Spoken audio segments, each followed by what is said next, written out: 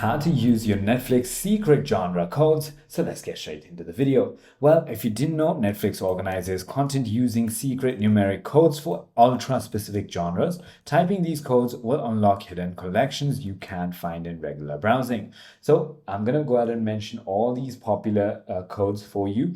1365 is action and adventure, 7424 is anime, 8711 is sci-fi and fantasy, 89585 is crime movies, 6548 is comedies, 8714 is cult movies, 7627 is classic movies, 10402 is kids and family, 31574 is romantic movies, and 9299 is documentaries. All you need to really do is simply go ahead and log in into your account, and generally you can just type in these numbers on your search bar, or if you're on a browser you can just go to netflix.com/the following numbers.